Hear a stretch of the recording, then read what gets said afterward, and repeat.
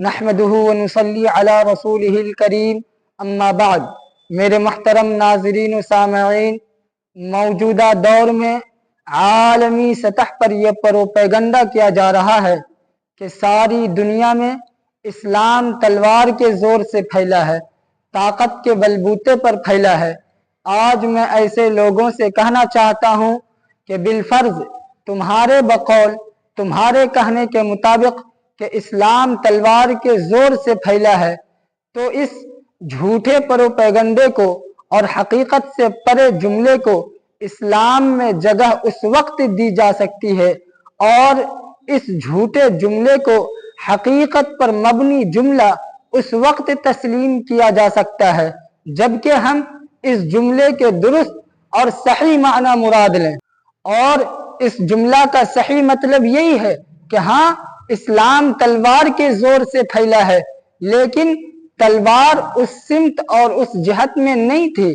جس سمت اور جہت سے وار کیا جاتا ہے، بلکہ تلوار کی سمت اور جہت بدلی ہوئی تھی۔ تلوار کی سمت اور جہت عرض میں تھی، یعنی چوڑائی میں تھی، یعنی مخالفین کے وار کو روک کر اخلاق حسنہ کے ذریعے، نبی پاک صلی اللہ علیہ وسلم کی خوبصورت زندگی کے ذریعے، صحابہ کرام رضوان اللہ علیہم اجمعین کی لازوال قربانیوں کے ذریعے اور قرآن پاک کے لازوال معجزے کے ذریعے پوری دنیا میں اسلام کا پودا پھلا اور پھولا ہے۔ اس طرح کی داستانوں سے اور اس طرح کے واقعات سے ہمارے اتہاس کے اوراق بھرے پڑے ہیں، ہمارے تاریخ کے اوراق بھرے پڑے ہیں۔ حال ہی میں عیسائی مذہب کے پیشوا اور آسٹریلوی آرتھوڈوکس چرچ کے سربراہ کے مسلمان ہونے کی دلچسپ کہانی ہماری نگاہوں کے سامنے ہے۔ انہوں نے خود ایک تازہ تفصیلی انٹرویو میں اپنی ایمان افروز داستان بیان کی ہے۔ وہ کہتے ہیں کہ آج میں ان تمام عیسائیوں سے کہنا چاہتا ہوں جو مجھے اچھی طرح جانتے ہیں کہ میں حضرت عیسیٰ علیہ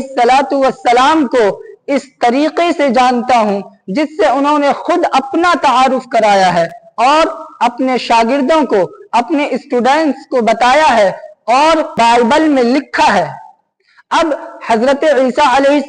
السلام کے ساتھ میرا مضبوط اور درست رشتہ قائم ہو چکا ہے۔ اب اسلام لانے کے بعد حضرت عیسیٰ علیہ السلام سے صحیح رشتہ قائم ہو چکا ہے اور مسلمان ہونے کے بعد میرا سب کچھ اپنی درست جگہ پر آ چکا ہے۔ انہوں نے ایک سوال کا جواب دیتے ہوئے کہا کہ میری عمر جب 16 یا 17 برس تھی تو اینگلیکن چرچ نے مجھے خواتین کا پادری مقرر کرنے کا فیصلہ کیا، حالانکہ اس سے پہلے ایسا کبھی نہیں ہوا تھا، اور یہی وہ چیز تھی جس نے مجھے حقیقی اور صحیح عیسائیت کی تلاش پر آمادہ کیا، اور ایک ایسی عیسائیت کی تلاش پر آمادہ کیا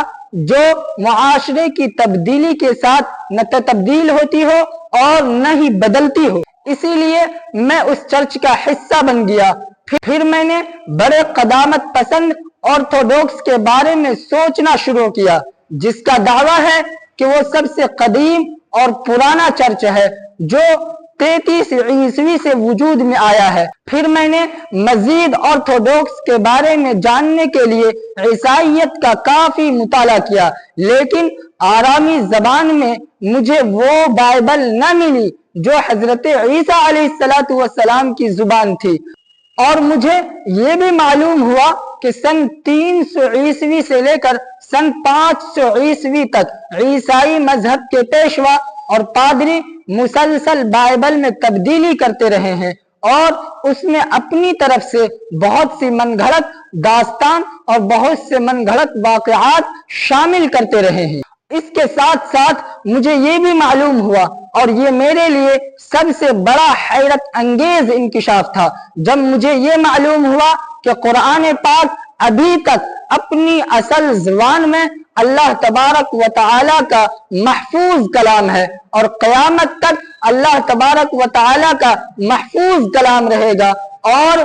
کوئی بھی دو مسلمان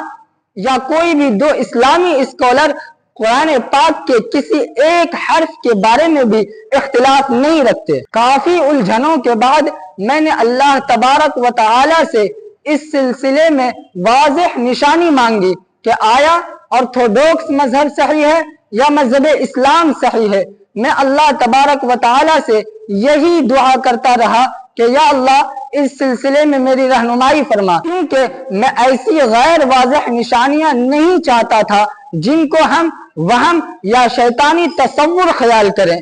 پھر اللہ تبارک و تعالی نے میرے دل میں یہ بات ڈالی کہ میں قرآن شریف کا مطالعہ کروں۔ جب میں نے قرآن شریف کا پڑھنا شروع کیا تو میرا مطلوبہ جواب بہت ہی کم وقت میں مل گیا۔ مطلوبہ جواب پانے کے لیے مجھے زیادہ ٹائم نہیں لگا، بس چند سطریں پڑھتے ہی مجھے میرا مطلوبہ جواب مل گیا۔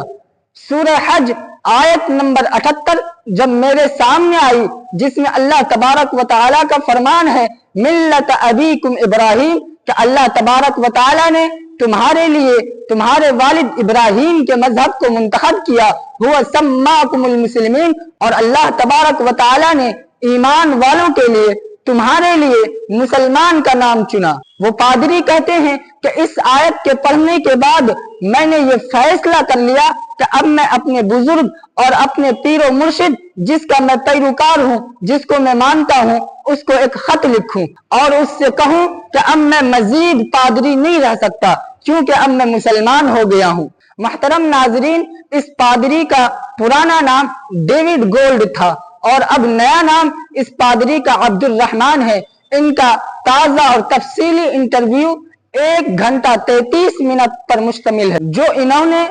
10 اگست آسٹریلیا کے ہم اسلامک یوتھ سینٹر میں ریکارڈ کروایا تھا۔ اگر آپ سامعین میں سے اور ناظرین میں سے کوئی دیکھنا چاہے تو اس